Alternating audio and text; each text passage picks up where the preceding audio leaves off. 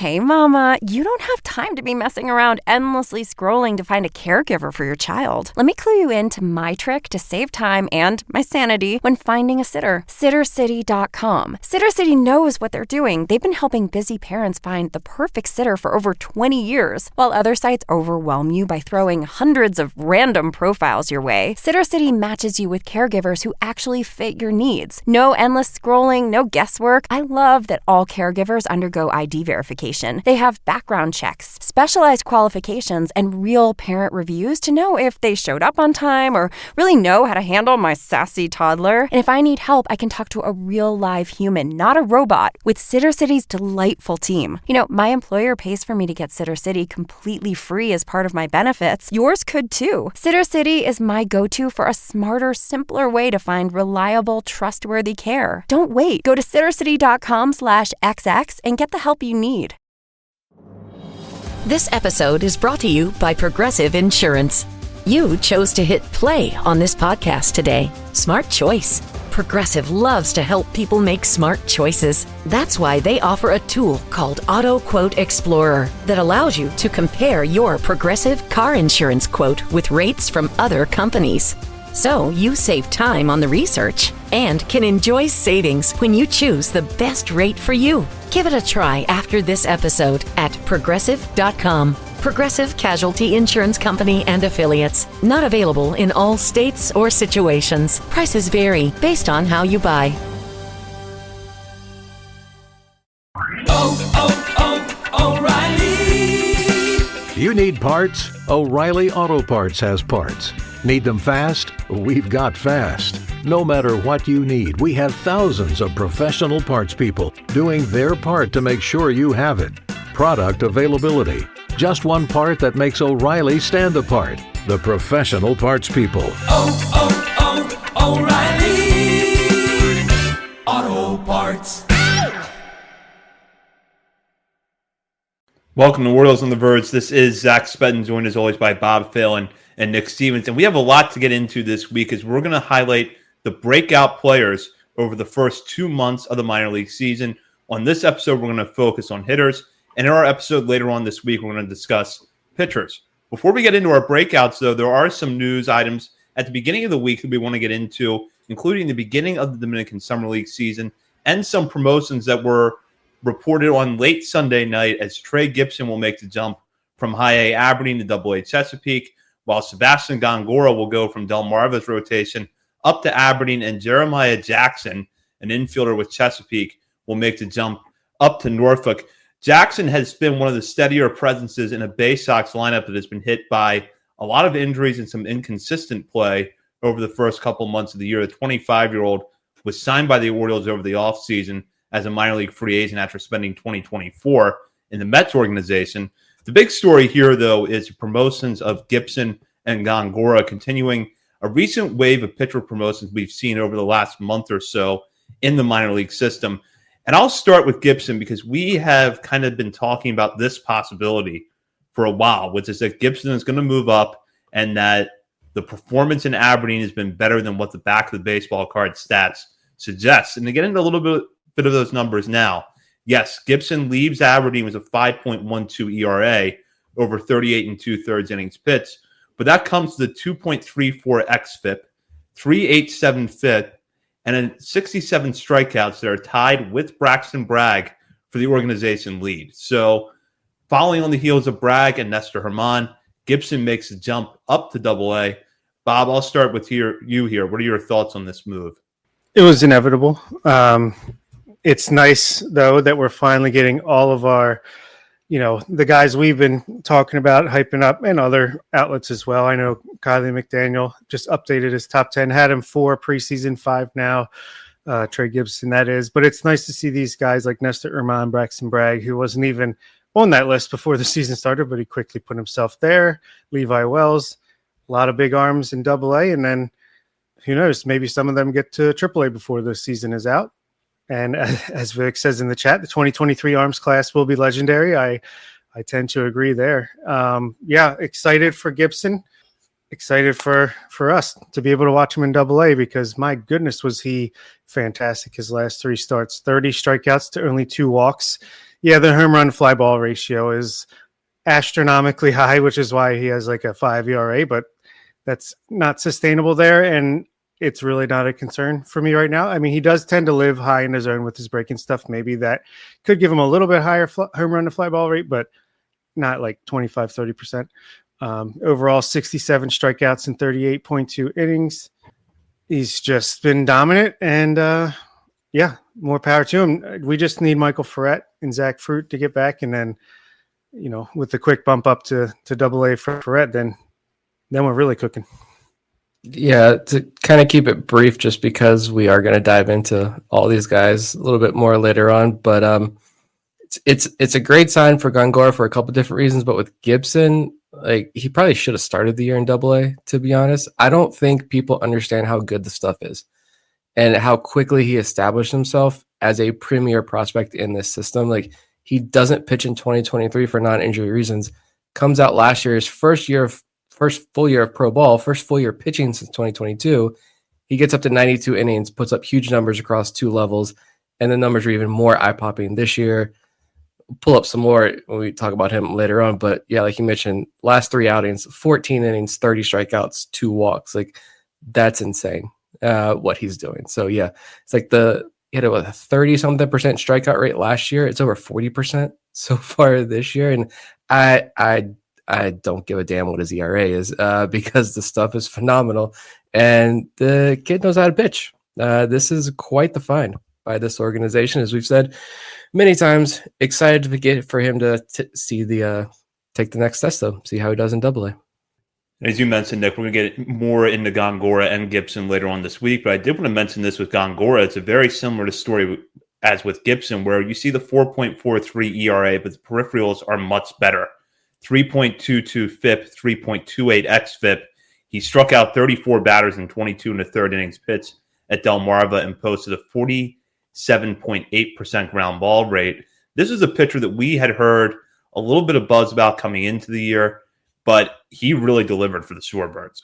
Yeah, I think for me, this is an amazing sign that he gets promoted. One, because he just left one of his recent starts after like an inning, and of course, my mind goes straight to, here we go, another Tommy John case. I purposely did not reach out to someone who I know would have been able to give me an answer immediately on what the injury was. And I purposely did not reach out because I didn't want to know the answer. And then he pops up his next time through the rotation. I don't even think he got pushed back a day or not, but either way, he shows up his next turn through the rotation, pitches very well, and then gets promoted. So yeah, it was a slow start for Gongora, but I think he's kind of been meticulously built up kind of slowly. And I think that goes back to the offseason when they were kind of building that velo back up that he had lost when he was at Louisville. But yeah, the outings have gotten longer. The walk issue that he had in those first 2 outings have disappeared, trashed those first 2 outings completely. Fully healthy. Stuff is back to, I think the organization thinks the stuff is where they want it after drafting him. And so now, yeah, he gets the bump up to high A. And again, I got more fantastic numbers for Gongora if you look under the hood a little bit more. And his last month's worth of outings in particular, guy was one of the most dominant arms in low A so far this year. Yeah, just the stuff alone, even with the first 2 starts, just throw them away. But the stuff, you can see it. The changeup is ridiculous. Matched with the mid-90s fastball from the left side that can touch upper 90s. If you throw away his first 2 starts, it goes from a 4.43 ERA to a 2.29 ERA, and that's with the 2.65 FIP. Striking out almost 40%, walking around 10. So pure dominance ever since. If you throw away the first 2 starts, batters are hitting 145 against him, which is pretty crazy. Yeah, you love to see it. And Vivek said 2023 class for pitchers is going to be legendary, but 2024 so far, the guys that have been on the mound, healthy and on the mound, outside of struggles from Chase Alsop, have been pretty darn encouraging as well. And Gongora is a big part of that. Absolutely. We'll move on now to the beginning of the Dominican Summer League, which got underway on Monday. As they have for the last several years, the Orioles fielding 2 affiliates in the DSL this year, DSL Orioles Black and DSL Orioles Orange, and 2 wildly different results on the field on Monday. Orioles Orange dropped their contest by a final of 20-2 against the Guardians, but DSL Black It started off with a win, defeating the Brewers by a final of 3-2, or one of the Brewers affiliates, I should say. And we'll talk a little bit about the results from those games, which, Nick, I know you shared some stuff over at X that stood out to you, and some of the prospects that we're going to have our eye on is what we'll talk about tonight. But Nick, just starting with you, what are your first thoughts on these DSL squads? I'm glad that whoever was it, Black, that won. I'm glad that was the game that was streamed and not the 20-2 loss. Even though I think Orange technically might have the better prospects on the team, but either way, I think that's what they did last year as well. That was a playoff team, but yeah, the rosters, going through these rosters, we're not going to do a super deep dive here, but it is shocking how many 16-year-olds there are on between both of these rosters. And it's like if you were to make a list of the top 10 prospects in the Dominican Summer League, as far as just Orioles players are concerned, I think probably like 6 or 7 of them are 16 years old. And a lot of them won't turn 17 until after the DSL season. One of those is Jose Pena, the top signee from this year's class. 16-year-old kid he got an opposite field double. I don't think it was hit particularly hard, but opposite field double, also drew a walk. Emilio Sanchez was in that game as well, played third base. He was credited with an error. I think it was kind of a BS call. Didn't even get the home cooking on that. It was an extremely tough play, but made a fantastic diving play all the way across his body. He had, my notes just went blank there. He had a double as well, an opposite field double. And I think he picked up a walk as well. I don't know. Both guys really stood out in their first games there. But yeah, it was a lot of fun just to see a couple of debuts for some younger arms, some guys who just signed. They weren't even part of the 2025 main international signing class. Yeah, good to see some velos. Good to see some exit velo data. The camera view is a little bit better, a little bit closer to the field. So yeah, it's if every game's not going to be. It was a game, right? There wasn't a ton of errors like the other one was.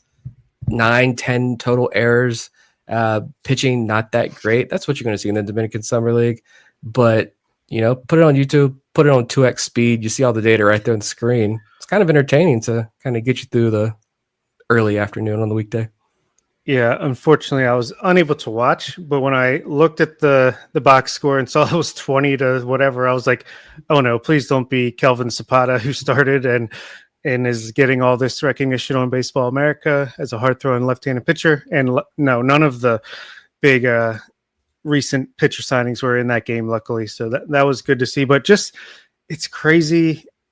I know we were in the international game before last year, but it feels like we're really in it over the last couple of years because there's 2 loaded teams here with at least, we don't know how loaded they are as far as talent and how good they're going to be, but just as far as interesting names to follow, because with 2 full games from 2 different teams from the Orioles side of things, you still didn't get Frandy Guillen in the game, Jorge Drullard, Fabian Cordero, who's the sleeper watch on Baseball America, and none of the big pitcher signings didn't pitch in these games. So plenty of guys to follow between guys repeating the DSL because, again, last year there was a bunch of 16, early 17-year-olds too, like Emilio Sanchez and Jamon Noel. That's another one. There's plenty others as well. But yeah, it's just the DSL teams are young. So when you see guys repeating, it's not even necessarily that, they didn't advance. It's just there's still so much to learn at their young ages where they're at. But it's just been a ton of fun. I'm glad now that we're fully cooking here with the Orioles rosters and there's seven games a day now, as long as there's no rainouts, which there's been so many of. But yeah, it's been a lot of fun just today, getting to look at these names in the box score. I feel like when we do our international signing breaking news podcast in January, it's like, oh, cool, look, here's these names, here's what they can do. But then they kind of disappear. And to me, at least, they don't even feel real until you start seeing these box scores and seeing them actually playing. Not even, well, I guess you could see. It's kind of crazy that you could get more content from the DSL than the FCL, but you can watch these guys play. But even just having them show up in box scores makes it all the more real, and we start to develop our feelings and thoughts on these guys. Is it just me, or does FCL only play 7-inning games and DSL plays 9 innings? That's also kind of weird to me, but I digress. Yeah, Bob, I'm glad you brought up the point about Sanchez and Noel, because those are two guys that might have had at least borderline cases for promotion to the FCL. You look at their numbers from last year, and it's a bit of a mixed bag, but they're both really young. Sanchez just turned 18. Noel is young as well. So having these guys repeat in the Dominican Summer League, and there's a hitter that we're going to talk about a little bit later on who's repeated the lower levels a few times, and that's working out for him very well right now at Delmarva. So it's not necessarily a bad thing to see an 18-year-old back in the Dominican Summer League for a second year, because there are some things these guys can still improve on, but I think it's going to make them that much better when the opportunity does come up for them to get to the FCL. And not to mention, as something we've highlighted before, this FCL team is actually kind of stacked. So you got to let that logjam clear a little bit. Yeah, I'm excited to watch more of these guys, just because I had to pull up the old spreadsheet from the 2025, that episode we did after they first signed, and the top pitcher that I was excited to watch apparently just hit the 60-day IL. So you talk about these guys not being real from the time we record that show until the season starts. Well, he's not going to be real for like another year. Benjamin Vasquez, who was like 17 years old and throwing 96 miles per hour, signed for a couple $100K, I think, but yeah, just some names that are really standing out to me, just real quickly on the hitting side. Like you talk about catchers, since we love the catching prospects in this organization. We're going to talk about more later tonight, but Yason Acosta, the 17-year-old switch hitter, had a $300,000 deal with the Mets, but the Orioles said, here's $375,000, and he said, I'm an Oriole. Apparently he has massive raw power and is like super athletic. Probably won't stick behind the plate, actually, at least according to Ben Badler, but this kid's got big time raw power. We like our catching prospects that flip from New York organizations to come to Baltimore. And then a lot of Cuban prospects too. A lot of 16-year-olds and a lot of Cuban prospects on this DSL rosters. Michael Barrow signed for $500K. He is a right-handed power hitter, and the scouting report that I had on him was he was one of the top Cuban players in last year's class, plus runner. He was one of the top 100 in signing bonus in last year overall as well. But he was like a standout on the 16U Cuban national team. So a couple of bats that I'm really interested in. And the arm, Esteban Luna. And when I was going back through, I forgot all about this because I was like, Esteban Luna, all right, what do I have on him? Venezuelan arm, just under 6 feet tall. He made 11 starts last year in the DSL. So he's repeating, but he's super young. 42 innings, a 1.7 ERA, 41 strikeouts. He did walk 22 guys, but had a 166 average against. Young kid. I don't care about the walks in your first year of the Dominican Summer League. Year two will tell you a lot more. We know the stuff is legitimately nasty, though, thanks to Josh Norris over at Baseball America. It's like, that's where I remember it from. He had like a 2-minute montage of pitches over on Twitter that you can look up. And according to Josh Norris, who watched him in I think it was the Dominican Summer League All-Star game last year, but feel for multiple breaking balls, or Norris was at the Dominican Summer League All-Star game and then went over to Orioles camp and got more footage and more information of just Orioles prospects. But feel for multiple breaking balls that, quote, weren't overly sharp or biting, but general shape was there. Clearly felt comfortable throwing them. Good foundation. Fastball is 89 to 92 with 20 inches of induced vertical break. And in the video, you could see the fastball kind of explode through the top of the zone there. I'm anxious to see if he's a little bit bigger, a little bit stronger. How hard is he throwing this year? Is he up to 93, 94 this year? Yeah, it's Esteban Luna, Esteban Mejia. If you hear the name Esteban in the Orioles system, just know the stuff is nasty. I'm excited to watch both of them. This episode is brought to you by Progressive Insurance. Fiscally responsible, financial geniuses, monetary magicians. These are things people say about drivers who switch their car insurance to Progressive and save hundreds. Because Progressive offers discounts for paying in full, owning a home, and more. Plus, you can count on their great customer service to help you when you need it, so your dollar goes a long way. Visit Progressive.com to see if you could save on car insurance. Progressive Casualty Insurance Company and Affiliates. Potential savings will vary. Not available in all states or situations. 16 years from today, Greg Gerstner will finally land the perfect cannonball. Epic splash. Unsuspecting friends.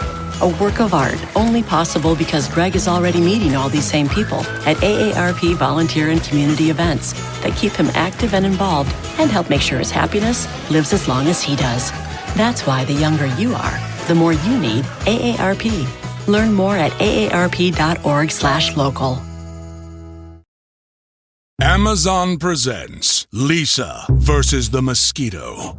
Surviving 100 million years, mosquitoes shook off the plate tectonic breakup of Pangaea, the asteroid that eliminated the dinosaurs and the Ice Age. But Lisa shopped on Amazon and bought a can of repellent, a cute long-sleeve shirt, and a citronella candle. Hey, mosquito, Lisa just bodied you. Save the everyday with deals from Amazon. Tired of scrolling through endless sitter profiles on other sites only to get ghosted? For over 20 years, Sitter City has been the go-to resource for parents who want a more personalized, reliable way to find trustworthy sitters and nannies. While other sites flood you with options, Sitter City focuses on bringing you high-quality matches that are the right fit for your family every time. With SitterCity.com, you can find full-time, part-time, or occasional care that meets your specific needs. Every caregiver is ID verified, and profiles include real parent reviews, background checks, and specialized experience, so you can spend less time searching and more time doing what matters most, spending time with your family. And did you know that many employers include Sitter City as part of their benefits package? In a few clicks, find out if you can get Sitter City free. Getting started has never been easier. Take the guesswork out of finding care so you can breathe easier knowing your kids are in good hands. Visit SitterCity.com today to get the care you need. Yeah, absolutely. And we'll, of course, have more on the DSL throughout the season. I think now we'll get into our main topic for tonight, which is breakouts over the first 2 months of the minor league season. As I mentioned at the top of the show, we're going to cover pitchers later on this week. So tonight, we're going to focus on hitters. And each of us picked one hitter that we're going to highlight. And I'm going to start with Nick here because if you knew who Nick was going to pick, you would say, well, we talked about this guy before. Hasn't his breakout already come? But Nick put in the show notes, the real breakout has arrived. And I think I know the reason why Nick is going to state this. But Nick, go ahead and let our listeners know who your breakout player is for the first 2 months of the year. I'm going with Creed Willems because, like you said, I do think this is the real breakout where you can kind of, a lot of the questions of, okay, can he do this? Can he do that? Like, we want to bump him up the prospect list a little bit, but is he worthy enough? I think he's answered all those questions now at this point this year. We know the typical pattern that Creed has shown throughout his career. He gets to a level, the numbers aren't great. You look back when he got to low A and then high A, he had in his first stints, WRC plus were in the 60s, strikeout rates pushing like almost 30%. But those struggles were always followed by coming back the next season and performing much better. Last year when he started in high A, he's doing his thing again, but the strikeout rate was still like 27%, or the strikeout rate coming into last year was 27% for his career. He dropped that to 21%, which is a great sign. Get 16 games into Double A to close out the year at the age of 21.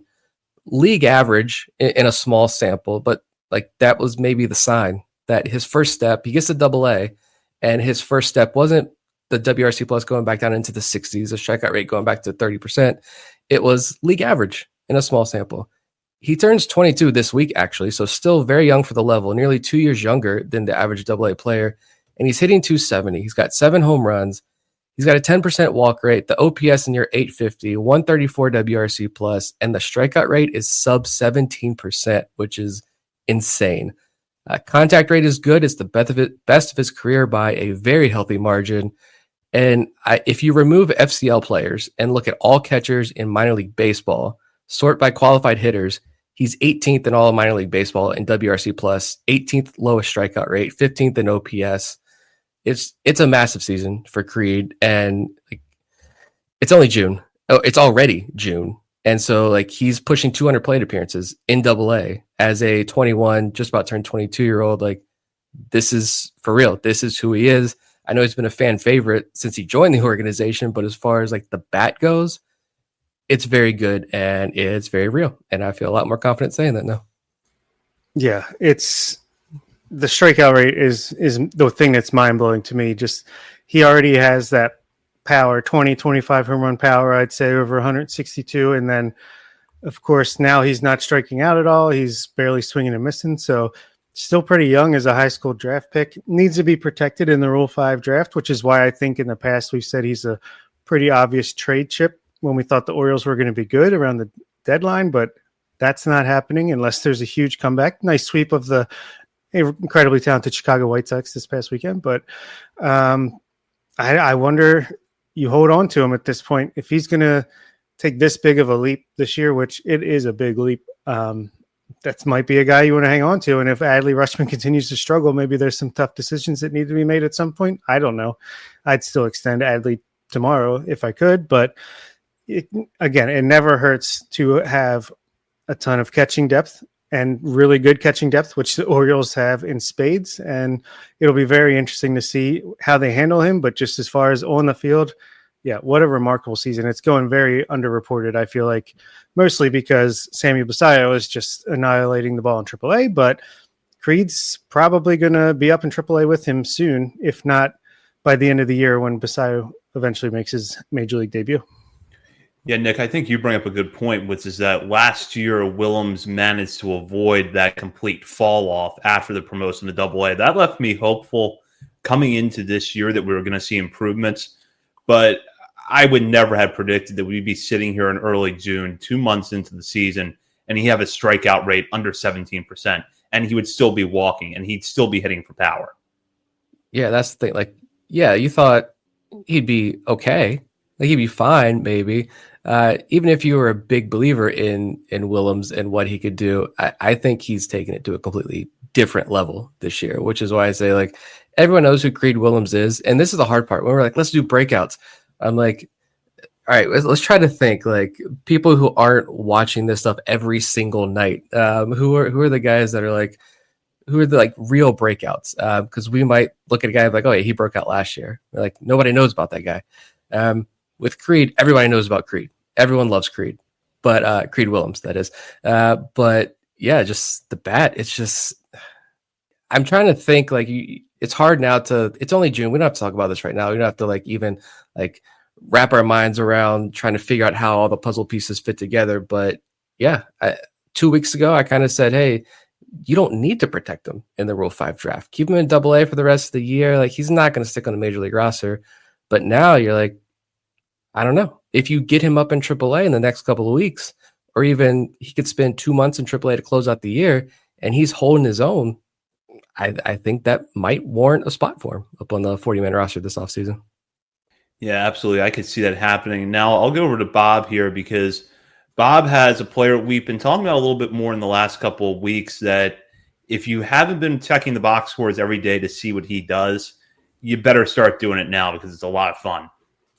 Yeah, absolutely. Nate George, I think I shouted him out in one of the recent last segments brought to you by Checker Spot Brewery. But yeah, he's a huge breakout for me. And if you're a patron, top 50 updates coming up after we record these episodes. So let's see how much he's got the helium, because my goodness, we were laughing and joking when he said, or at least it came out that, you know, he sees himself as the next Mike Trout or something like that coming from Manuka.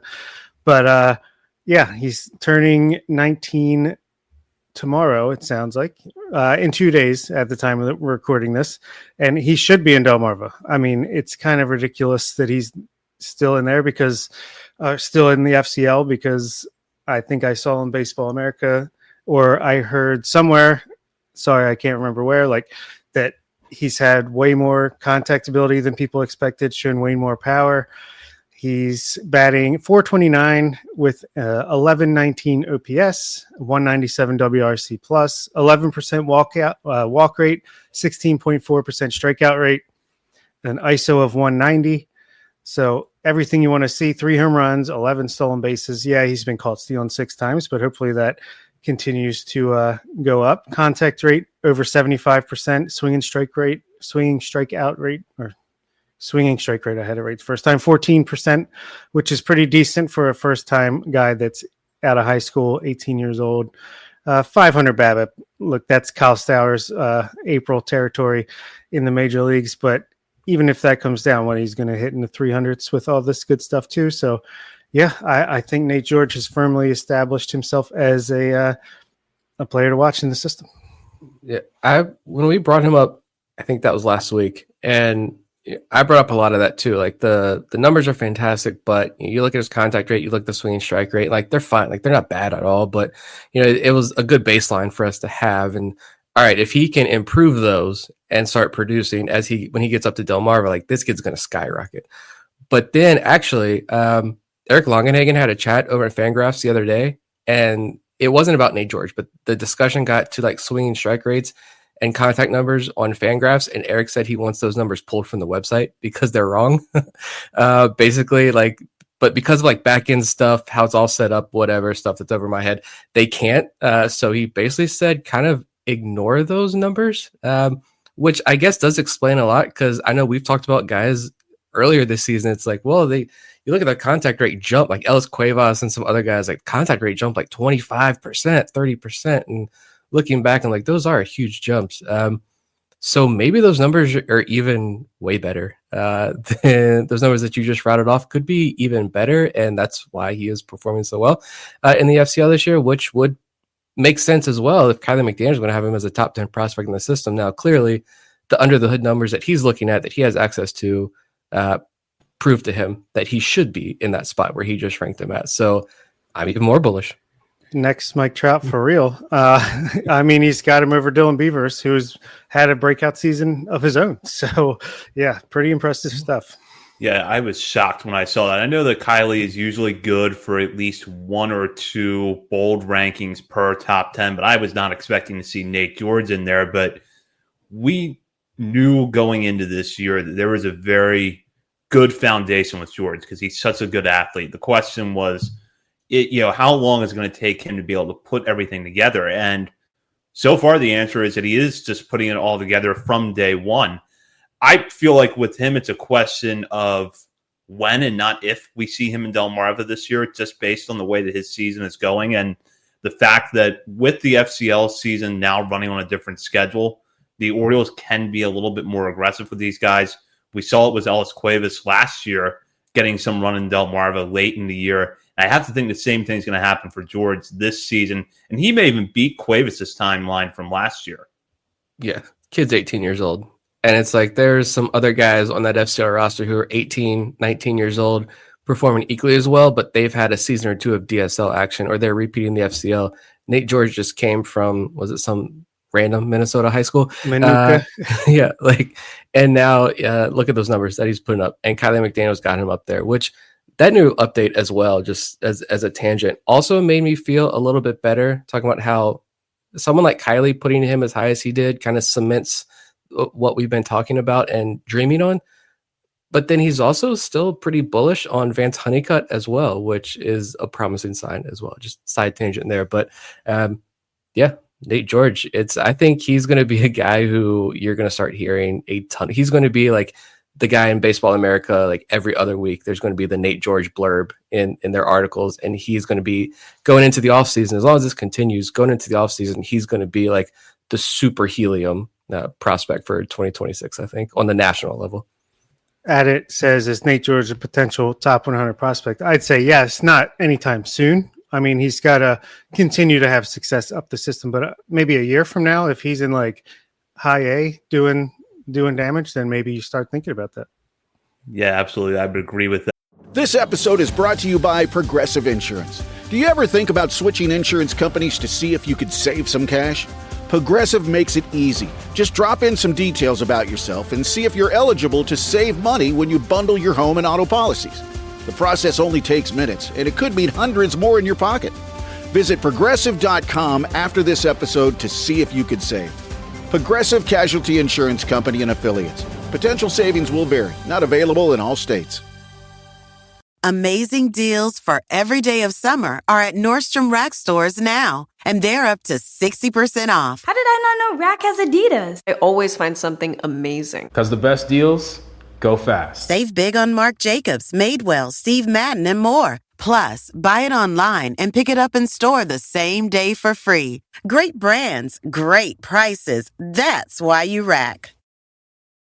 Hey, Mama, you don't have time to be messing around endlessly scrolling to find a caregiver for your child. Let me clue you into my trick to save time and my sanity when finding a sitter. SitterCity.com. SitterCity knows what they're doing. They've been helping busy parents find the perfect sitter for over 20 years. While other sites overwhelm you by throwing hundreds of random profiles your way, SitterCity matches you with caregivers who actually fit your needs. No endless scrolling, no guesswork. I love that all caregivers undergo ID verification. They have background checks, specialized qualifications, and real parent reviews to know if they showed up on time or really know how to handle my sassy toddler. And if I need help, I can talk to a real live human, not a robot, with SitterCity's delightful team. You know, my employer pays for me to get SitterCity completely free as part of my benefits. Yours could too. SitterCity is my go-to for a smarter, simpler way to find reliable, trustworthy care. Don't wait. Go to SitterCity.com/XX and get the help you need. Calling all sightseers and selfie takers. Welcome to Texas, where a day on our hiking trails will lead to a lifetime of memories. And family road trips become family legends. Where thrill seekers make a splash into spring-fed pools.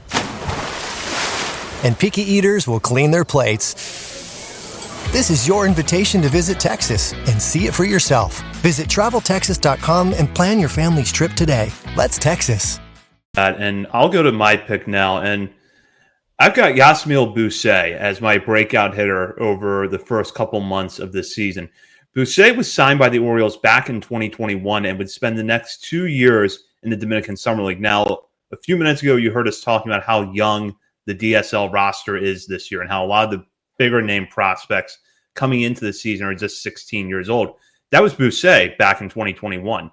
16-year-old appeared in 26 games in the DSL that year, went back to the level the following season, and then spent the next 2 years in the FCL.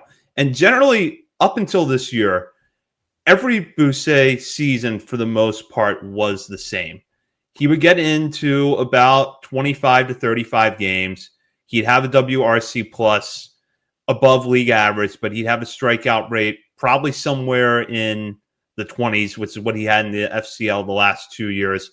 High walk rate, show a little bit of power, but there was nothing really in the stat line that jumped out at you to make you think this guy is going to really come into his own at Delmarva.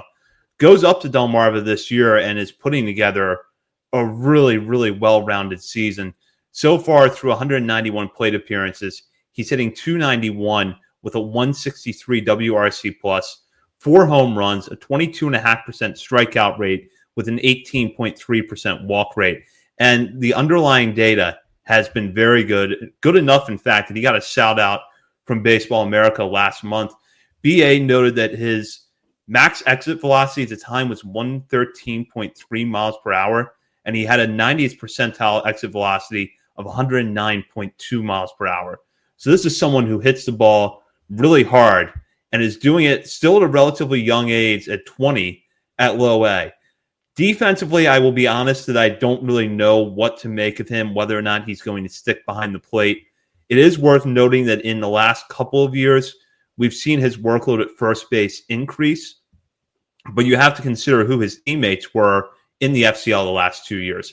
In 2023, it was Anyudis Mordan that the Orioles had there, and last year was Miguel Rodriguez. So in back-to-back seasons, Boussaint had to kind of be part of a tandem of two guys that I think the organization liked and had to divvy up the playing time accordingly. And at least in the case of Rodriguez, I think Rodriguez is probably a little bit ahead of him defensively, but I wouldn't write off Boussaint just yet as a catcher. Maybe he ends up as a first base DH type.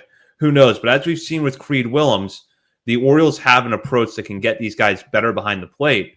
So it's possible that within a couple of years, we're talking about Boussaint as the dual threat behind the plate. I will point out that he is Rule 5 eligible, according to Fangraphs, after this season. But given that he's down in low A now, I don't think the Orioles have to worry about that and can really just enjoy what has been a great breakout so far.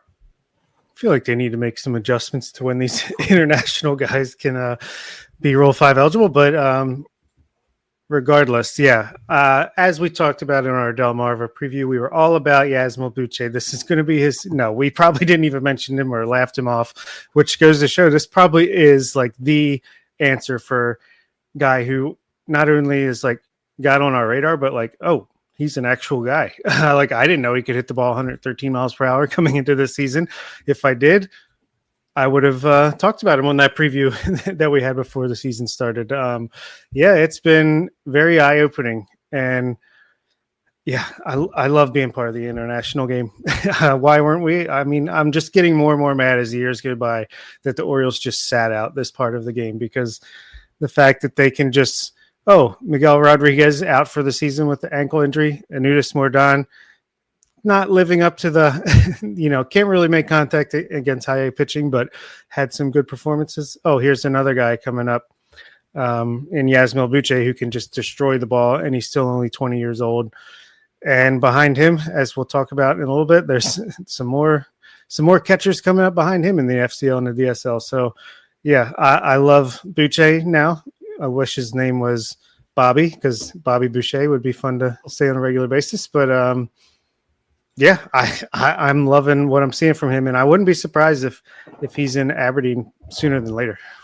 Yeah, this is the guy you're talking about, Creed Willems, and like, is this the trade ship? It makes so much sense for Creed to be the guy that you trade for something come from the deadline next year, trade deadline, or maybe even this offseason. But next year, like, this is the guy I think you look at trading, because you can protect him in the minor league phase of the Rule 5 draft, no problem. He's in your system for 2026, no worries there. But 2027, like, things are going to look a little different if he continues on this trajectory. So this is the type of guy that you hope continues to pan out, and you can use as a trade chip, I think. But I think everything's there. Like, you see the numbers, the walks are good, the strikeouts are good. And in that article, Jeff Ponce, shout out to the GOAT, I wish he still went by Prospect Jesus while writing at Baseball America. But he mentions, like, it's not all or nothing. It's the end zone whiff rate well above average, the chase rate extremely low at 13%. And, quote, his chase numbers are even better when put in context of his 38% swing rate, showing a delta of nearly 25%. Like, there's a lot of underlying stuff that looks really, really good there. He can hit the ball hard. He just hits it straight into the ground, like, every at bat, it seems like. And so, like, if that's the flaw, I feel like you can fix the launch angle a lot. Obviously, you can fix that a lot easier than you can getting him to hit the ball harder as he gets older. And even Jeff notes that he actually does get the ball in the air better when pitchers throw harder at 95 plus. He's actually performs better against high heat. So yeah, he's definitely a dude. And like I said last week, I pretty sure I made jokes about this guy. Like, this is the best Delmarva's got. All right, here we go. Jokes on me, because holy crap. And he's just getting better and better. He's like the one guy in that Delmarva lineup that's at least consistent. I don't know if he's had, like, we talk about Raylan Ramos, even about how he's performing well this year, but like his lows have been really low this year. I don't think Boucher has had this like week where it's like, ooh, that was brutal. He's been the most consistent hitter. I know it's not saying much of that Delmarva lineup, but he's been really consistent down there in low A this year. So I do agree that he could probably move up to Aberdeen this month, probably. Yeah, in the month of May, he batted .322 with a .992 OPS, 5 doubles, 2 triples, 3 home runs, 2 stolen bases, 20 walks, 186 WRC plus. So pretty fantastic stuff. Yeah, and I think it's worth pointing out, too, that he's doing all of this at Delmarva, which is a tough place for left-handed hitters especially. So another feather in his cap there. And with that, now we will go into our final segment, Last Call, brought to you by Checker Spot Brewing, located 1421 Ridgely Street. Checker Spot is not far from Camden Yards, making it the perfect place for a pre- or post-game drink. And with the Orioles out of town this week, head on over there and watch the game, although, of course, it's a West Coast swing. But stop there, pick up some to-go beers, and then head home and watch the game. Now, we'll get into our final segment here, which is our usual outside the top 30 portion of our top 50 shout-out. So we look here for players that have good game, good week, or just something interesting in their stat lines that we want to point out. And for this, I will start with Bob. Okay, yeah. So speaking of catchers in the FCL, we have Adriander Mejia, I believe, there, but also Juan Ortega just coming in hot at 19 years old. He's a young 19 years old, just turned 19 in April, and he's hit his entire Orioles professional career since he signed. Not many at-bats in 2023 in his age 17 season, but 49 plate appearances. He batted 268 with the 116 WRC plus. And then in 2024 in the DSL, repeating the level, he had 131 plate appearances, batted 237 with a 137 WRC plus, 13.7% walk rate, 18.3% strikeout rate, 129 ISO. And then this year gets moved up to the complex for the first time. Didn't play a lot in the beginning of the FCL, whether just from rehabbing guys or just getting worked in slowly. But after 9 games, 29 plate appearances, he's batting 364 with a 1200 OPS, 209 WRC plus, matching 24% walk and strikeout rates, 318 ISO. He's got 2 doubles, a triple, and a home run, 4 stolen bases as a catcher without being caught, matching, again, walks and strikeouts, 7 each. Just a guy to keep your eye out. He's hit his whole way through, and I don't know anything about his defense behind the plate, but could be another guy that either probably next season when we're looking at the opening day rosters for the Delmarva Shorebirds. Let's not laugh off Juan Ortega this time like we did with Yasmel Buche. And then for my pitcher, I'm going with Adrian Delgado, another guy who, when the rosters were announced, actually, I don't know if he was on the opening day roster, but when I saw his name popping up in the box scores, I'm like, who is this guy? He's walking a lot, which is his big issue. He walks a ton of batters, but clearly the stuff is good because in his last outing, he pitched 2 innings, walked 1, struck out 5. And on the season, he's got a 135 ERA. It's a bit lucky because his FIP and xFIP are all way higher, but just wanted to give him a shout out with a 26% strikeout rate and, yes, 20.7% walk rate. But clearly at just turning 20 years old last month, the Orioles like his stuff and think there's something there. So just wanted to give him a little shout. Like him. I'm going to stick in the FCL as well. It's kind of slim pickings as far as the hitting's concerned, but DJ Layton, I loved seeing the high school kids start to pick it up a little bit. I know Braylon Whitaker, I think this week went on the IL, but DJ Layton, this FCL lineup gets off to such a roaring hot start. Layton, not so much, but this week he's 40th on our top 50 list. So I didn't cheat this week. He just made the cut here. Again, this week, 3 for 12. There we go. So only a 250 average with a double, 2 walks, 4 strikeouts, 3 for 3 in stolen base attempts, 804 OPS for the week. So like not a huge numbers or anything, but expanding it out just a little bit. He's not showing the power yet, but over the last week's worth of games, 7 games, I believe it was, he's got a 145 WRC plus, 476 on base percentage. Compare that to his first 12 games of the year. He had a 40 WRC plus with a 171 average and a 261 on base percentage. So just really good to start to see him maybe settle in a little bit and pick it up. A lot of intrigue, obviously, surrounding him when being a 6th round high school shortstop draft pick. And on the pitching side, I wanted to go with Evan Yates again because he had another really good outing. He's putting up some really good numbers over the last month, but I've already shouted him out once. So I just want to shout out Carter Baumler. Like we all watched Hunter Harvey become a major leaguer. Baumler, I'm not comparing Baumler to Hunter Harvey stuff-wise, not doing that, but just this, Baumler's fairly highly touted prospect, right? And injuries just have wrecked the career. You take him out of high school ranks in 2020. He has Tommy John surgery, so doesn't pitch in 2021. It's been shoulder issues, like you name it, he's had it. I still remember him making that Delmarva debut, and like I can picture the curveball in my head. I mean, like, oh, I love this Carter Baumler guy. And then he made it 11 innings, and we didn't see him again in 2021. And 2022, he pitched 17 innings. And 2023, he pitched 20 innings. And this year, he's already up to 11 innings, and it's only June 2nd right now as we're recording this. So he's almost at a career high already this year, which shows you the unfortunate career path that these injuries have led him down. But yeah, he's got 11 innings this year between the FCL and Aberdeen, most of that at Aberdeen, and he's only allowed 1 run. That's it. 6 walks to 6 strikeouts, not great there, but he had 3 2/3 scoreless innings last week. So yeah, just wanted to shout him out. I feel like we get every couple weeks, someone will hop in the mentions to be like, where's Carter Baumler? And the answer is usually he's hurt. So just good to see him back on the mound. And I pray he can find some health and career turns into something for him. Hunter Harvey 2.0. It's been great to see Baltimore on the mound this season. I'm going to start with my hitter, and that's Kevin Guerrero, who put together a pretty nice week as Delmarva took on Hickory.